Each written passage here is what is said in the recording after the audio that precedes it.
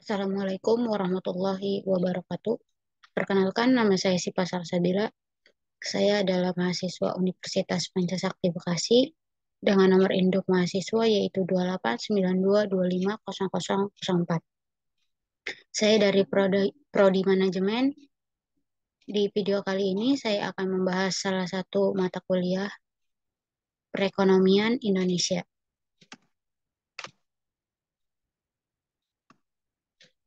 Salah satu materinya yaitu demokrasi, demokrasi ekonomi, dan politik ekonomi. Dengan dosen pengampu yaitu Bapak Mulyono SHMM. Yang pertama, demokrasi. Demokrasi adalah bentuk sistem pemerintah di mana kekuasaan politik dipegang oleh rakyat. Istilah demokrasi berasal dari bahasa Yunani, di mana demos berarti rakyat dan kratos berarti kekuasaan. Prinsip dasar demokrasi adalah bahwa keputusan politik harus mencerminkan kehendak mayoritas sambil memastikan perlindungan hak-hak individu dan minoritas. Dalam sistem demokrasi, keputusan politik dibuat melalui proses partisipasi seperti pemilihan umum dan debat terbuka. Rakyat memiliki hak untuk memilih para pemimpin mereka dan memiliki akses ke informasi dan kebebasan untuk menyampaikan pendapat mereka. Selanjutnya yaitu prinsip-prinsip demokrasi.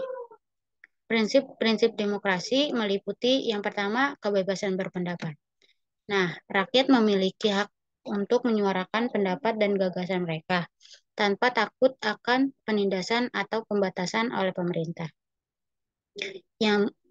Prinsip yang kedua yaitu hak asasi manusia.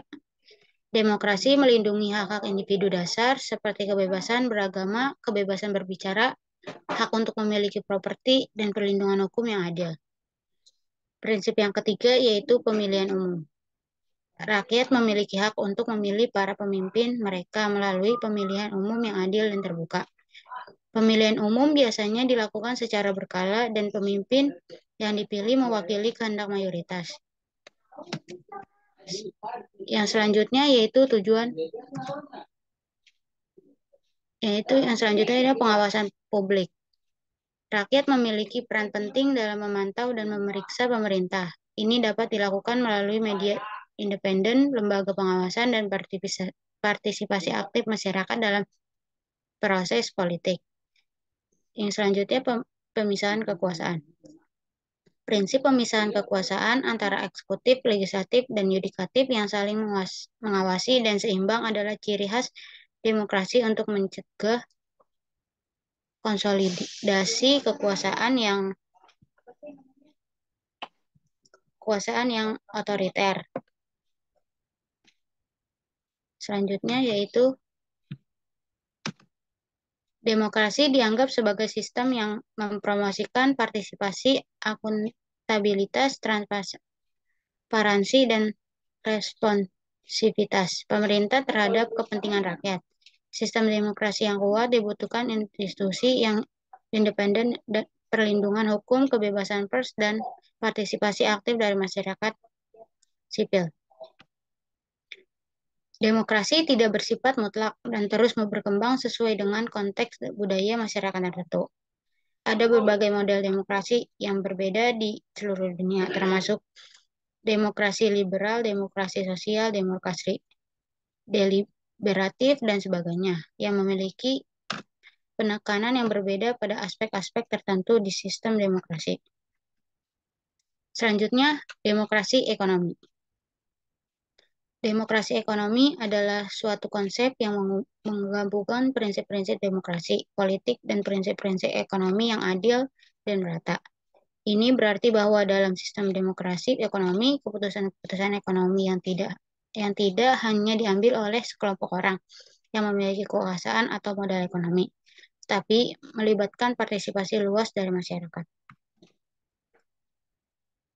Dalam demokrasi ekonomi, masyarakat memiliki hak untuk ikut serta dalam pengambilan keputusan ekonomi yang mempengaruhi kehidupan mereka. Hal ini dapat dicapai melalui berbagai mekanisme seperti pemilihan umum, partisipasi dalam organisasi pekerja, dan transparansi dalam keputusan ekonomi.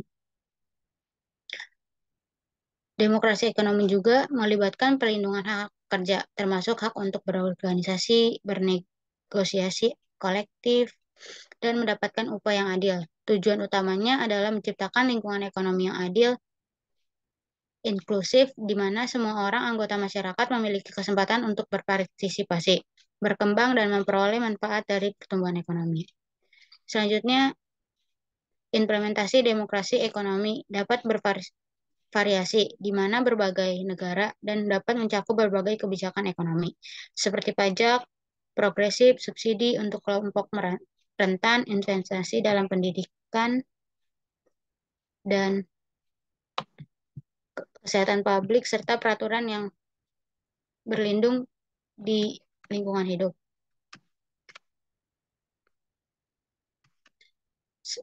Materi selanjutnya yaitu politik ekonomi. Politik ekonomi adalah cabang ilmu yang mempelajari interaksi antara kebijakan politik dan kegiatan ekonomi dalam suatu negara.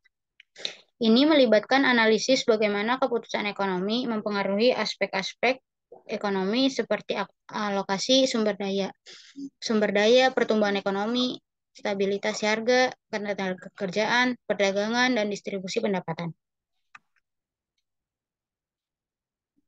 Yang selanjutnya yaitu beberapa pendekatan utama dalam politik ekonomi meliputi yang pertama,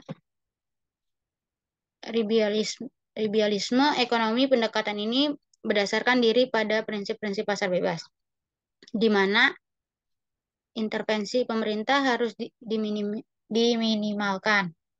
Menganut liberalisme ekonomi berpendapat bahwa pasar yang bebas dan tidak terganggu akan menghasilkan alokasi sumber daya yang efisien dan bertumbuh ekonomi yang optimal. Selanjutnya, intervensionisme.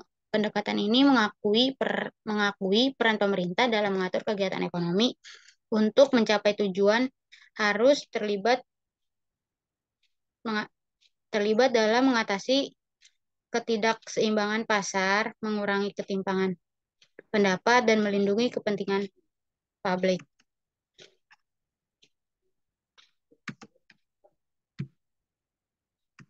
Selanjutnya yaitu ekonomi politik Marquez.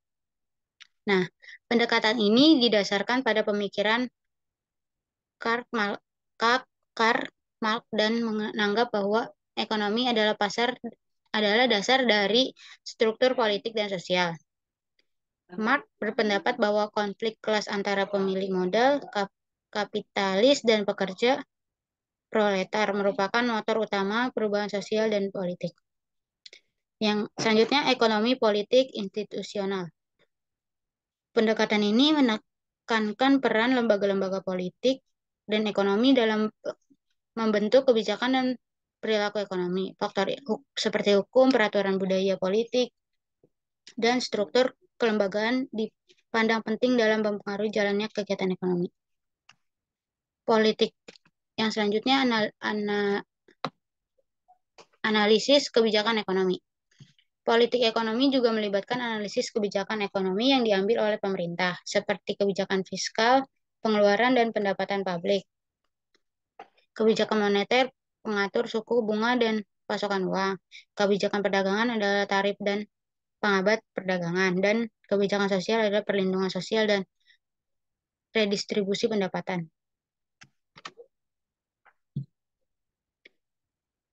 Dari materi demokrasi ekonomi, dan politik ekonomi, bahwa terdapat kesimpulan yaitu demokrasi adalah sistem pemerintah di mana kekuasaan politik dipegang oleh rakyat. Demokrasi ekonomi menggabungkan prinsip-prinsip demokrasi politik dengan prinsip-prinsip ekonomi yang adil. Politik ekonomi mempelajari interaksi antara kebijakan politik dan kegiatan ekonomi. Keputusan politik ekonomi memiliki dampak signifikan terhadap perekonomian suatu negara. Mungkin hanya itu yang bisa saya sampaikan.